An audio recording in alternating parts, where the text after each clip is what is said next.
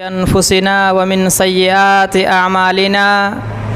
من يهده الله فلا مضل له ومن يضلله فلا هادي له وأشهد أن لا إله إلا الله وحده لا شريك له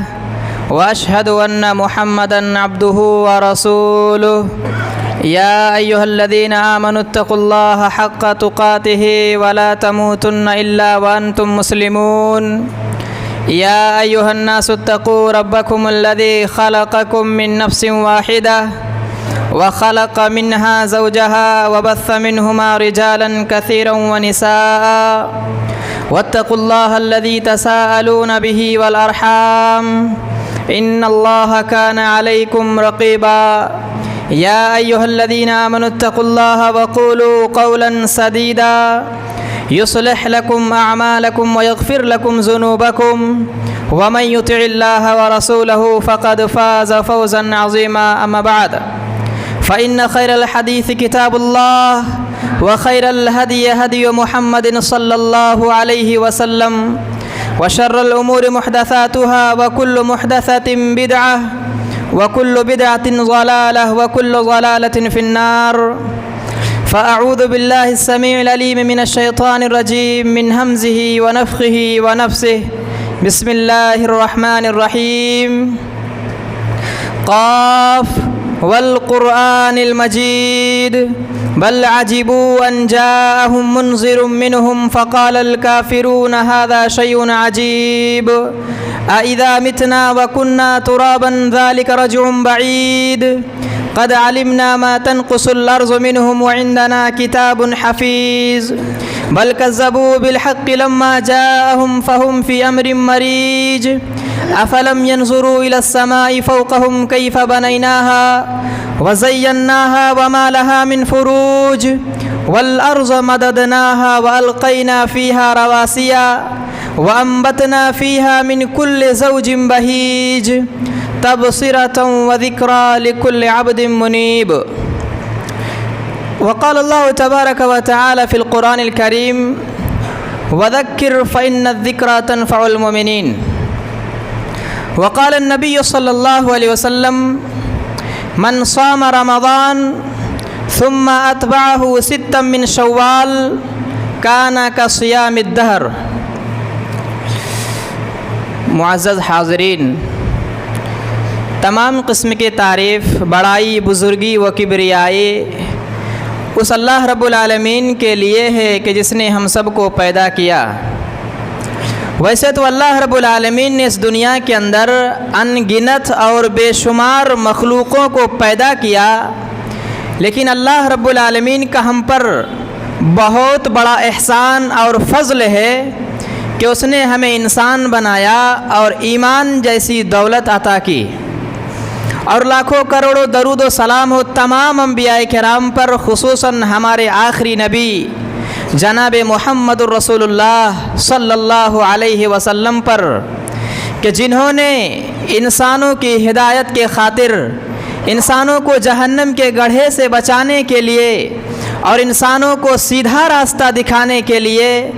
ہر طرح کی کوششیں، محنتیں، جد و جہد کرتے رہے اور اس دنیا فانی سے رخصت کر گئے۔ حاضرین جمعہ، اللہ رب العالمین کا بہت بڑا فضل ہے، احسان ہے کہ اس نے ہمیں رمضان المبارک کا مہینہ نصیب فرمایا، جس مہینے میں ہم لوگوں نے روزوں کی پابندی کی، تراویح کا اہتمام کیا، قرآن کریم کی تلاوت کی، چونکہ وہ مغفرت کا مہینہ تھا، رحمت کا مہینہ تھا، اور بہت خوش نصیب ہیں وہ لوگ جنہوں نے یہ مہینہ پا کر اللہ رب العالمین سے اپنی گناہ کی معافی تلافی کرانے کی کوشش کی۔ حاضرین جمعہ، عمر بن عبدالعزیز رحمۃ اللہ علیہ کہا کرتے تھے کہ لیس العید لمن لبس الجدید ولکن العید لمن خاف یوم الوعید، کہ عید یا تہوار یا خوشی اس کے لیے نہیں ہے جو نئے نئے کپڑے پہنتا ہے، خوشبو لگاتا ہے، گوشت کھاتا ہے، ثرید کھاتا ہے، اس کے لیے عید نہیں ہے۔ عید اس کے لیے ہے جو وعید کے دن سے ڈر جائے، لیس العید لمن لبس الجدید ولکن العید لمن خاف یوم الوعید، جو وعید کے دن سے، قیامت کے دن سے، آخرت کے دن سے ڈر جائے اس کے لیے عید ہے۔ اور بہت ساری سندوں سے روایت ہے، سند بہت سی کمزور بھی ہے، لیکن کہا کہ عید ہر اس شخص کے لیے ہے جس دن کوئی انسان گناہ نہ کرے، جس دن انسان پورے دن وہ گناہ سے پاک صاف رہے،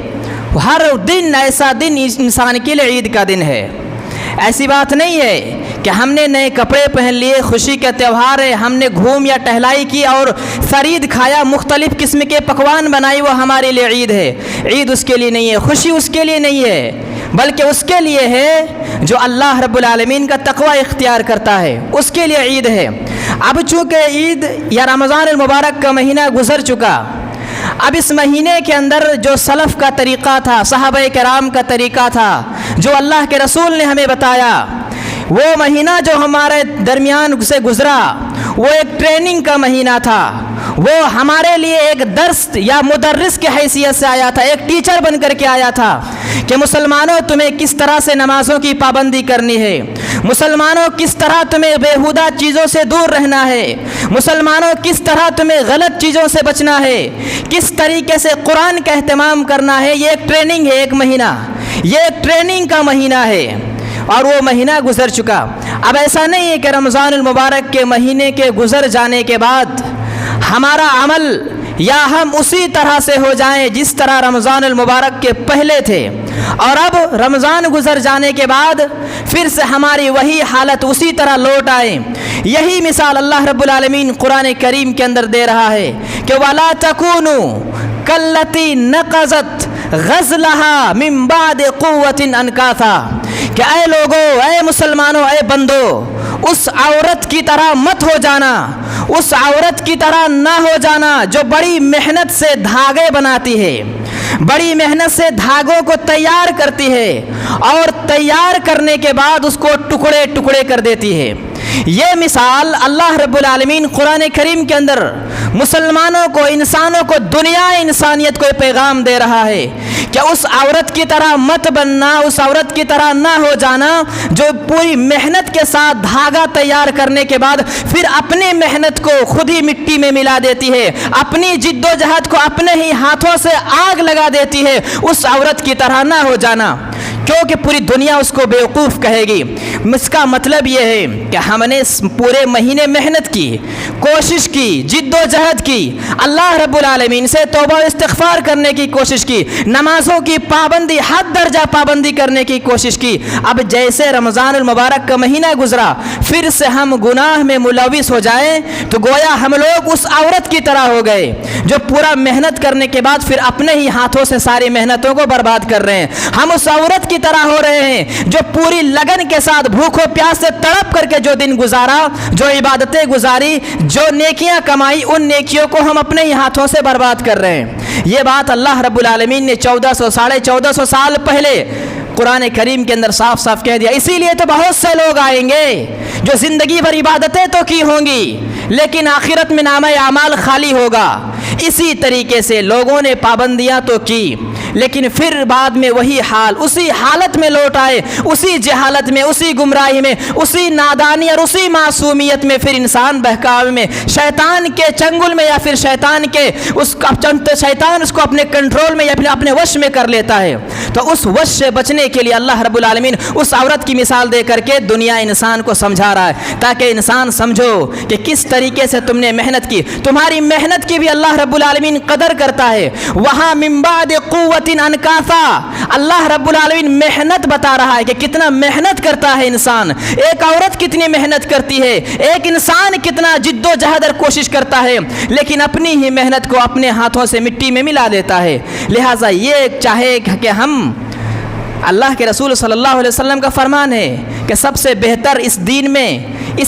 سب سے بہتر عمل وہ ہے جو گرچہ تھوڑا ہو، کم ہو، معمولی ہو لیکن ہمیشگی ہو۔ ایسا نہ ہو کہ 4 دن ہم نے اٹھ کے تہجد بھی پڑھ لی، اللہ رب العالمین سے لو لگا لیا، پھر ہم 2 مہینے مسجدوں سے رشتہ توڑ کے بیٹھ چکے۔ اگر ہمارا جذبہ اٹھا تو ہم نے رات بھر میں 10 पारे कुरान पढ़ या 20 पारा कुरान तो पढ़ लिया, लेकिन फिर पूरी साल हमने अलमारी की जीनत बना ली। ये बेहतर अमल नहीं है। आप 2 आयत पढ़े मगर रोज़ पढ़े, आप सिर्फ फ़र्ज़ नमाज ही पढ़े मगर पाबंदी से पढ़े। ये अल्लाह रब्बुल आलमीन, ये नबी सल्लल्लाहु अलैहि वसल्लम मिसाल दे रहा है कि सबसे बेहतर अमल है, सबसे बेहतर है, अच्छा काम है, वो कम करो लेकिन उस पर हमेशगी बरती जाए। लिहाजा इन चीज़ों में गौर व फिक्र करने की ज़रूरत है। इसी तरीके से अल्लाह के रसूल वो काम या उन कामों से रोक रहे हैं जो काम इंसान को जन्नत जाने से रोकेगी। अल्लाह के रसूल उस काम से, देखिए इब्लीस कई सदियों से, न जाने कितने ज़मानों से जन्नत में राज कर रहा था इब्लीस, लेकिन जिस वक्त उसके दिल में तकब्बुर आया, जिस वक्त उसके दिल में घमंड ने जन्म लिया, उसी दिन उसी वक्त अल्लाह रब्बुल आलमीन ने उसे जन्नत से निकाल दिया। सोचे इब्लीस भी अल्लाह की इबादत करता था, ऐसी बात नहीं कि इब्लीस सिर्फ जन्नत में खाता पीता या घूमता था, इब्लीस भी रब्बुल आलमीन की इबादत करता था, सदियों से इबादत करता था, मगर जिस दिन जिस वक्त जिस घड़ी उसके दिल में तकब्बुर ने जन्म लिया, घमंड ने जन्म लिया, बड़कपन और बड़ाई उसके दिल में पैदा हुई, उसी दिन उसी वक्त अल्लाह रब्बुल आलमीन ने उसे जन्नत से भगाया और क़यामत तक के लिए लानत और मरदूद करार दिया कि क़यामत तक इंसान तुमसे पनाह मांगेगी, जाओ। ये अल्लाह रब्बुल आलमीन, इसीलिए नबी सल्लल्लाहु अलैहि वसल्लम इसी काम के लिए सहाबाए किराम को बता रहे हैं कि ला यदखुलुल जन्नत मन कान फी क़ल्बिही मिस्क़ाल ज़र्रतिन मिन किब्र, कि जिसके दिल में ज़र्रा बराबर भी किब्र होगा, तकब्बुर होगा, घमंड होगा। और ज़र्रा कहते हैं ये जो सूरज या लाइट या कहीं रोशनी रहती है, तो उस रोशनी के ऊपर जो मामूली से ज़र्रात उड़ते हुए दिखाई देते हैं जिसे हम छू भी नहीं सकते, उसी को ज़र्रा कहा। और वही ज़र्रे की मिसाल देकर के अल्लाह रब्बुल आलमीन कह रहा है कि अगर ज़र्रा बराबर भी किसी के दिल में तकब्बुर, घमंड, बड़कपन आया तो फिर ऐसे लोग जन्नत में कभी दाखिल नहीं होंगे। ये अल्लाह के रसूल सल्लल्लाहु अलैहि वसल्लम कह रहे हैं, क्योंकि उसी किब्र की वजह से जन्नत में जो दाखिल था उसको भगाया। अब इंसान जो अभी जन्नत में गया नहीं है तो उस किब्र की वजह से वो जन्नत में दाखिल नहीं होगा। ये इब्लीस की वरासत है, ये इब्लीस की वरासत है, ये किब्र, ये इंसान को बर्बाद करने वाली चीज है और ये जहन्नम का लुकमा बनने वाले हैं ऐसे लोग जिनके दिलों में किब्र ने जन्म ले लिया है। चाहे वो किब्र, चाहे वो घमंड दौलत का हो, इल्म का हो, खूबसूरती का हो, खानदान का हो, चाहे बरादरी का हो, अगर आपके अंदर किसी चीज का किब्र है, घमंड है, तो फिर वो चीज आपको हलाक कर देने वाली है। कारून किस लिए हलाक हुआ था? अल्लाह रब्बुल आलमीन ने उसे जो सोना और चांदी, हीरे और जवाहिरात से पूरे कमरे भरे हुए थे, चाबियां उठाने के लिए एक फौज रहा करती थी, तो कमरे कितने थे सोने और चांदी और दौलत के अंबार लगे हुए थे, लेकिन उसके अंदर किब्र किसका आया था? घमंड किस चीज का आया था? कह रहा था इन्नमा ऊतीतुल इल्म अला इंदी, कि ये जो इल्म मुझे, ये जो दौलत मिला है ये अल्लाह ने नहीं दिया है, बल्कि जो मेरा इल्म है, इस इल्म की बदौलत मैंने कमाया है। इस इल्म की वजह से वो ये भूल रहा था कि उसे इल्म किसने दिया है, वो ये भूल रहा था, एहसास खत्म हो गया था कि आखिर ये इल्म भी दिया है, ये समझ भी दी है तो मालिकुल अल्लाह रब्बुल आलमीन ने दिया है, मालिक अर्ज़ व समावात ने ये इल्म दिया है, वो ये भूल चुका था। इसीलिए अल्लाह रब्बुल आलमीन ने उसे उसी के माल और दौलत के साथ ज़मीन में धंसाया। उसे इल्म का घमंड आ चुका था, फिरौन को समंदर में डुबाया, उसे बादशाहत की और खुदाई का दावा कर बैठा था, इसलिए उसे समंदर में डुबाया। इसीलिए घमंड करने वाले, किब्र करने वाले, किसी भी चीज का हो, ये अल्लाह रब्बुल आलमीन को पसंद नहीं है। अल्लाह कह रहा अल किब्र रिदाई, घमंड या जो तकब्बुर ये मेरी चादर है। और अगर कोई इंसान किब्र पैदा करता है, मतलब अल्लाह के चादर को खींचने की कोशिश करता है, अल्लाह के चादर को खींचने की जुर्रत करता है, अगर कोई किब्र पैदा करता है। लिहाजा लोगों, अगर अल्लाह ने कुछ भी दिया हो, इल्म दिया हो, सेहत दिया हो, ताकत दिया हो, अच्छे बरादरी या खानदान कुछ भी है आप, लेकिन उसका घमंड नहीं होना चाहिए। सहाबाए किराम के अंदर वो भी बड़े ताकतवर, सहाबाए किराम में भी बड़े बड़े मालदार हुआ करते थे, लेकिन कभी किब्र ने, तकब्बुर वो अपने दिलों में या उसे आसपास भटकने नहीं दिया। इसी वजह से इस्लाम की सबसे पहले लड़ाई जंगे बदर की लड़ाई जब होने वाली थी,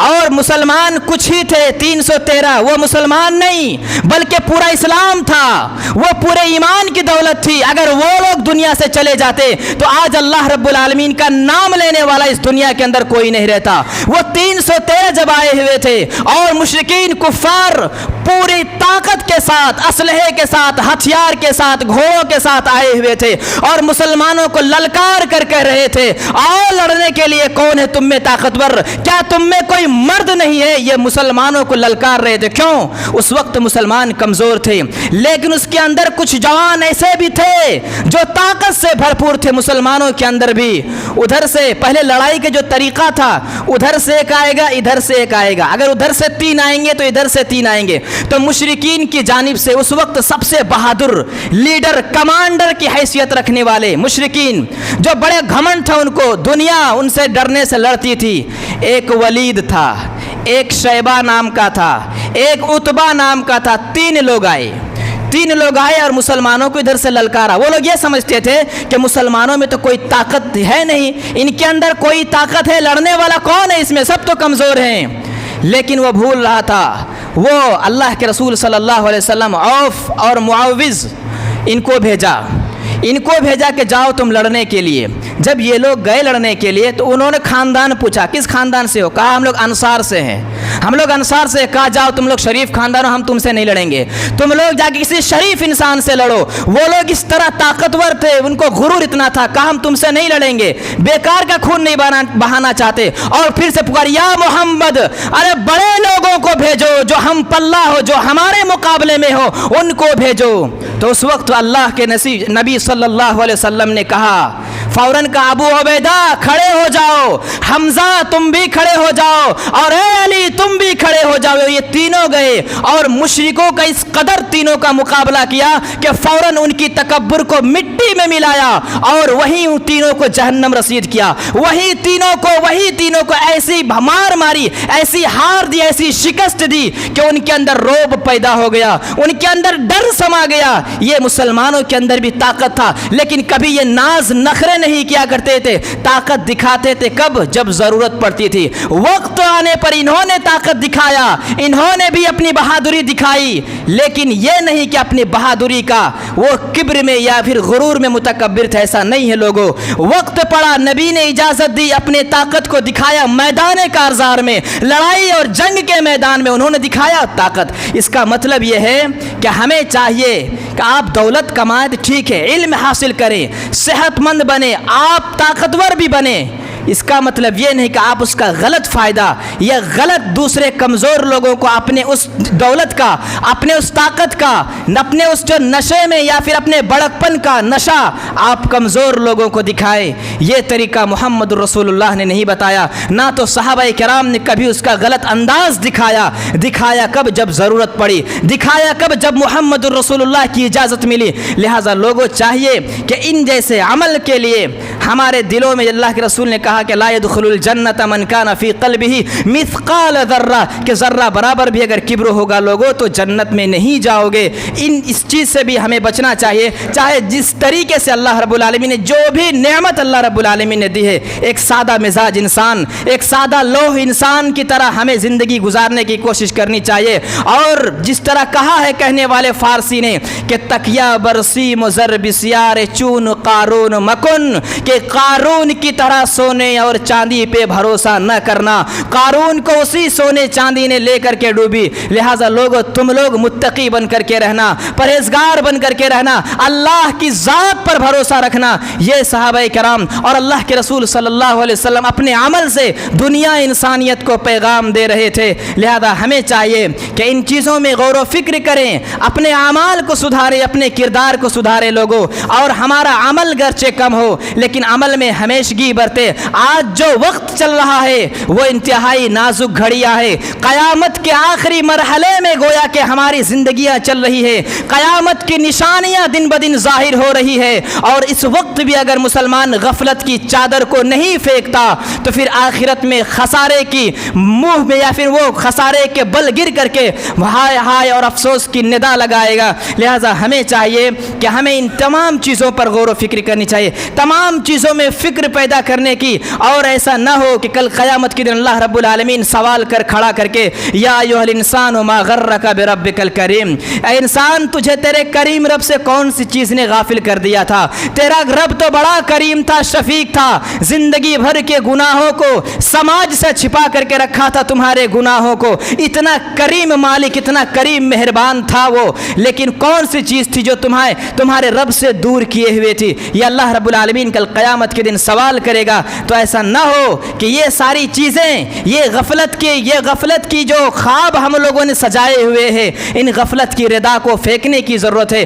اور ہوش کے ناخن ہونے کی ضرورت ہے تاکہ انسان خود کامیاب ہو جائے۔ ورنہ اللہ رب العالمین سورہ کہہ رہا ہے ارائیت الذی یکذب بالدین، کیا تم نے اس انسان کو نہیں دیکھا جو دین کو جھٹلا دیتا ہے،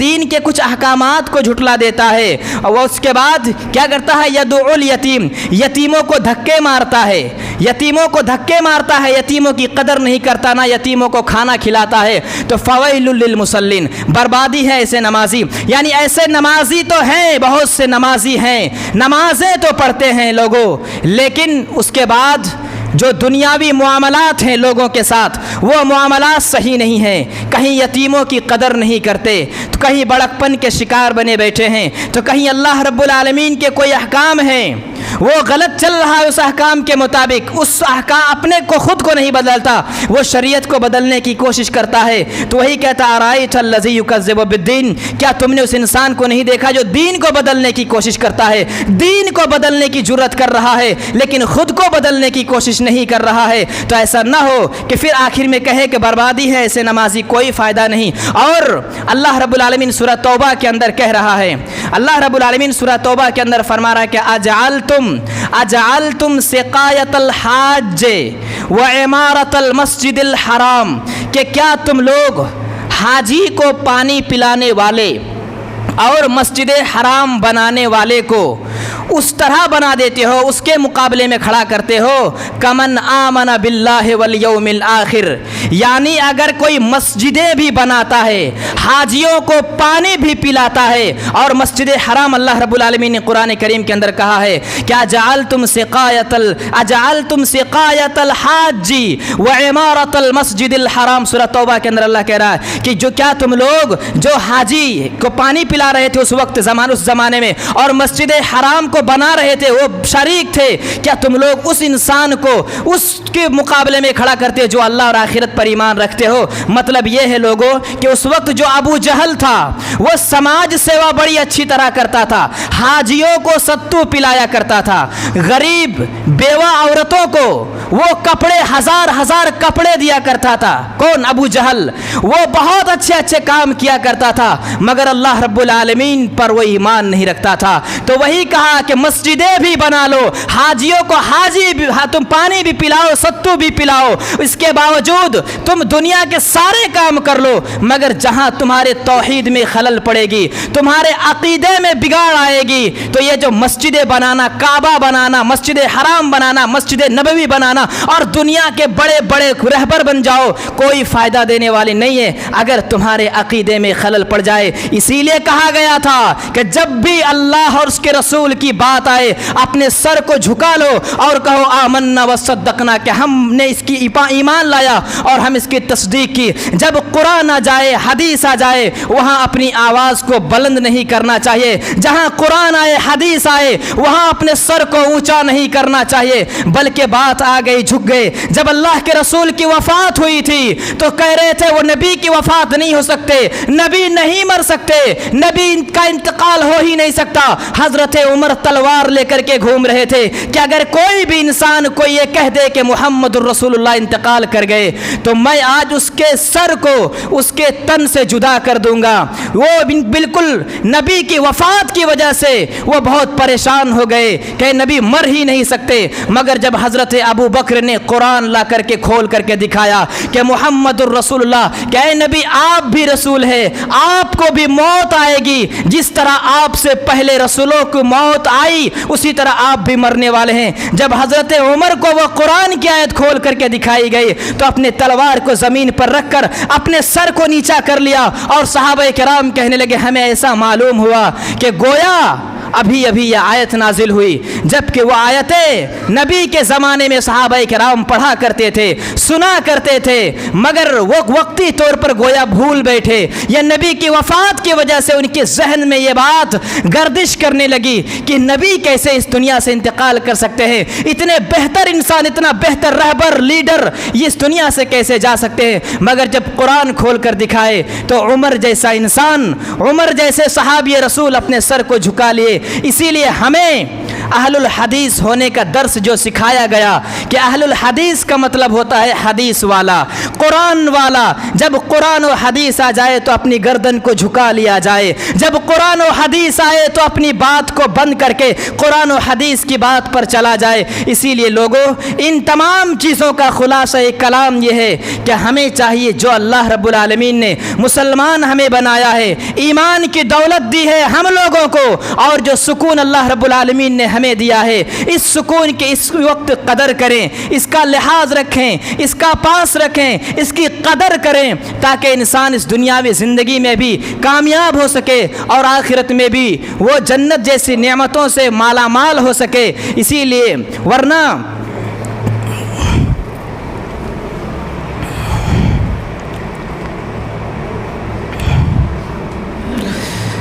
حاضرین جمعہ، ان تمام احادیث، قرآنی آیات اور صحابہ کے واقعات کو بتانے کا مقصد صرف یہی ہے کہ چونکہ جیسے ہی رمضان المبارک کا مہینہ آتا ہے، انسان اللہ کے فضل و کرم سے رکوع و سجود میں لگ جاتے ہیں، قرآن کی تلاوت میں مصروف رہتے ہیں، نمازوں کی پابندی ہو پاتی ہے۔ باقی جیسے ہی رمضان المبارک کا مہینہ گزرتا، مسجدوں کو بھی الوداع کہہ دیا جاتا ہے، اللہ کے گھروں کو بھی خالی کر دیا جاتا ہے۔ جو مسجدیں آباد تھی سجدوں سے، جو مسجدیں آباد تھی تکبیرات سے، جو مسجدیں آباد تھی تلاوت سے، ان مسجدوں کو مردہ کر دیا جاتا ہے، اور پھر وہ سجدوں سے مساجد خالی ہو جاتی ہیں لوگوں۔ لہذا ہمیں چاہیے، یہ نماز آخری وصیت تھی اللہ کے رسول کی جب آخری وفات ہو رہی تھی، انتقال کے وقت، اس وقت صرف صحابہ سے یہی کہا کہ الصلاۃ والصلاۃ وما ملکت ایمانکم، اے لوگوں نماز کی قدر کرنا، اے لوگوں نماز کا خیال رکھنا۔ آخری مرحلے میں دنیا میں انسان جاتا ہے تو کوئی بڑی باتیں بتاتا ہے، آخر یہ نماز کچھ تو ہے، کیونکہ قیامت کے دن سب سے پہلے یہی کھولا جائے گا، نماز والا رجسٹر، نماز والا نامہ اعمال کھولا جائے گا۔ اسی میں اگر گڑبڑی پیدا ہوئی تو پھر سارے رجسٹر بند اور انسان کو جہنم پہنچا دیا جائے گا، کیونکہ ان اول ما یحاسب به العبد یوم القیامہ الصلاۃ، قیامت کے دن سب سے پہلا جو بندوں سے کیا جائے گا وہ الصلاۃ یعنی نماز کا ہوگا۔ لہٰذا ایسا نہ ہو کہ ان تمام چیزوں میں پھنس جائیں۔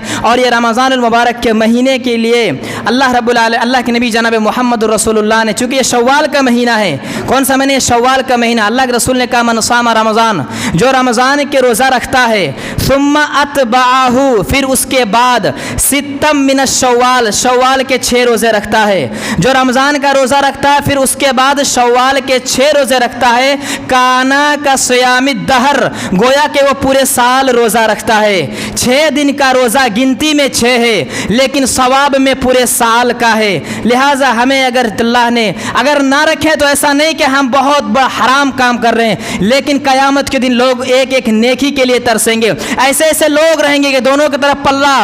برابر رہے گا، انسان کو جنت جانے کے لیے ایک نیکی کے لیے ترسے گا، اس وقت کوئی نیکی نہیں دے گا۔ لہٰذا نیکی کی قدر کریں، وقت ہے، فرصت ہے، غنیمت ہے، اس کا پاس و لحاظ رکھیں۔ اور اگر ہم لوگ ہمت کر کے شوال کے 6 روزے رکھ لیتے ہیں تو اللہ کے رسول کے اس خوشخبری کے دو تین فائدے۔ پہلے بات تو اللہ کے رسول نے بات کہی، اس بات کی قدر ہوتی ہے۔ ہم لوگ مسلمان ہیں، مسلمان ثواب کی حیثیت سے یہ جذبہ ہمارے دلوں میں پیدا ہوتا ہے، اور پھر اللہ رب العالمین پورے سال روزہ رکھنے کا ثواب اللہ رب العالمین دیتا ہے۔ تو مزدوری 6 دن کی ہے لیکن اس کا اجر ہے، اس کا بدلہ پورے سال کا ہے۔ لہٰذا لوگوں ہمیں چاہیے کہ شوال کے 6 روزے رکھنے کی کوشش کرنی چاہیے اور ہر گناہ سے بچنے کی کوشش کرنی چاہیے تاکہ انسان سرخرو ہو، کامیاب ہو، اور ہر ایسے کام جو انسان کی جنت جانے کے لیے رکاوٹ ہو، چاہے وہ کوئی بھی کام ہو، کسی کا حق تلفی ہو، کیونکہ اگر کسی کا حق لے کر مر گئے تو یہ روح بھی گھوم گھومتی رہے گی،